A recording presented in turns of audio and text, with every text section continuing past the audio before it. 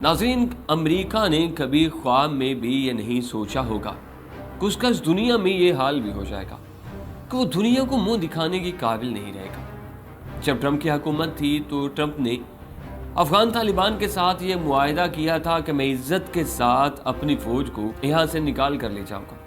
America ने जितने त्यारे अशरफ गनी हुकूमत को दिए और जितने भी उनके मिलिट्रीज दाग यहाँ पर मौजूद हैं, वो सब कुछ उनका ख्याल था कि हम निकाल कर ले जाएंगे। ट्रंप ने ये जो बात की है कि मैं इज्जत के साथ अपनी फ़ौज यहाँ से निकाल लूँगा, उसके पीछे ट्रंप का एक बड़ा प्लान था। नाज़रीन, ट्रंप ये चाहता था कि मैं यहाँ से आराम से फ़ौज निकाल लेता हूँ और दुनिया को ये बताऊँगा कि मैं अफ़गानिस्तान से फ़तह हासिल करके वापस आ रहा हूँ। ट्रंप के इस प्लान में CIA भी शामिल थी। अगर ट्रंप के दौर में अमेरिका की आर्मी यहाँ से निकल जाती तो हो सकता था कि वो वहाँ पर फतह का जश्न भी मनाते और दुनिया को ये बताते कि हम अफ़गानिस्तान की जंग जीत कर आए हैं।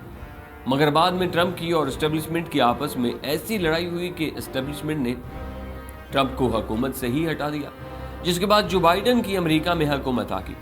अमेरिका में अक्सर ये बात होती है कि जो बाइडन एस्टेब्लिशमेंट का ख़ास मोहरा है। जो अमेरिका की एस्टेब्लिशमेंट ने बाइडन को हुक्म देना है, वही काम बाइडन ने करना है। बाइडन ने हुकूमत में आते ही ये ऐलान किया कि अमेरिका की फ़ौज अफ़गानिस्तान से नहीं निकलेगी। उसकी वजह यह बताई कि अगर अमेरिका यहाँ से निकल गया तो उस खित्ते का अमन बर्बाद हो जाएगा। नाज़रीन, अमेरिकन ये सोचते हैं कि अगर हम अफ़गानिस्तान से निकल गए तो उस खित्ते का अमन ख़राब हो जाएगा, मगर हकीकत क्या है वो आप सब जानते हैं। अब अमेरिका यहाँ से जलील होकर और अपने 85 अरब डॉलर्स के हथियार, हेलीकॉप्टर्स, गाड़ियाँ, तमाम चीज़ें छोड़कर भाग चुका है। तो ये तमाम हथियार अफगान तालिबान के हाथ में आ चुके हैं। अब अल्लाह की तरफ से उन पे ये ख़ास करम नवाजी समझ लें कि अमेरिका अपने हथियार यहाँ छोड़कर भाग चुका है। क्योंकि अगर ट्रंप की हुकूमत होती तो ट्रंप के साथ ये मुआहदा तय हुआ था कि वो अपने तमाम हथियार यहाँ से निकाल कर ले जाएगा। अब जैसे ही बदरी कमांडोज काबुल में और दूसरी जगह में घुसे तो अमेरिका ने काम ये करना शुरू कर दिया कि अपने हेलीकॉप्टर्स, जंगी साजो सामान, इलेक्ट्रॉनिक सामान तबाह करना शुरू कर दिया। क्योंकि अमेरिका को इस बात का पता चल चुका था कि हम यहाँ से कोई भी चीज़ वापस नहीं ले जा सकेंगे। मगर दूसरी तरफ तालिबान ने अमेरिका के हेलीकॉप्टर्स अपने कब्जे में लेने शुरू कर दिए। अमेरिका का सारा जंगी साजो सामान अपने कब्जे में ले लिया। अब अफगान तालिबान इन हथियारों पर चाइना और पाकिस्तान के मिलकर काम करने जा रहे हैं। नाज़रीन, अमेरिका का एक क्रूज मिसाइल पाकिस्तान के हाथ भी आ चुका है। अब जो काम अमेरिका के साथ होने जा रहा है, अमेरिका ने ख्वाब में भी नहीं सोचा था कि पाकिस्तान के हाथ में भी एक अमेरिका का क्रूज मिसाइल आ जाएगा। और हमने वो क्रूज मिसाइल चाइना को दिया है कि आप उस पर रिवर्स इंजीनियरिंग करें। क्योंकि रिवर्स इंजीनियरिंग करने का इख्तियार अगर दुनिया में किसी के पास है तो वो चाइनीज़ हैं। और दूसरी जानिब अफगान तालिबान भी अमेरिका के जितने हेलीकॉप्टर, जहाज़ और गाड़ियाँ तबाह हुई हैं वो चाइना के इंजीनियर्स को देने जा रहे हैं। चाइना के इंजीनियर्स ये काम करेंगे कि उसमें अमेरिका की टेक्नोलॉजी निकाल कर उसकी कापी तैयार करेंगे। चाइना अमेरिकी हथियारों से अच्छे हथियार बनाकर तालिबान के हवाले करेंगे। अमेरिका के जितने भी हेलीकॉप्टर्स हैं, अमेरिका के जितने भी जहाज़ हैं, उन सबको बिल्कुल नई हालत में बनाकर उनकी रिवर्स इंजीनियरिंग करके अफगान तालिबान के हाथ में दे दिए जाएंगे। नाज़रीन, अमेरिका ने यह समझा था कि हम जाते वक्त अपनी चीज़ें यहाँ पर तबाह कर देंगे, मगर अमेरिका को इस बात का अंदाज़ा नहीं था कि तालिबान वो हथियार तबाह करने से पहले चाइना के हवाले कर देंगे। अब अगर ये बात की जाए तो गलत ना होगी कि अमेरिका से बेहतर हेलीकॉप्टर्स आने वाले वक्त में तालिबान के पास मौजूद होंगे। क्योंकि चाइना ने जिस हथियार की भी कापी बनाई है उसको असल से कई गुना बेहतर बनाया। अमेरिकी जहाज़, हेलीकॉप्टर्स जो अफगान तालिबान ने पकड़े हैं, चाइना उनकी कापी तैयार करके पाकिस्तान को भी देगा।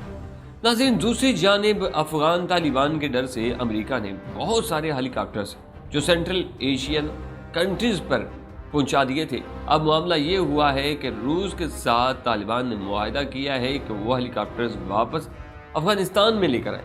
उसके बाद जहां चाइना का असर रसूख चलता है उनसे चाइना बातचीत करेगा और हेलीकॉप्टर्स वापस अफगानिस्तान में लेकर आएगा।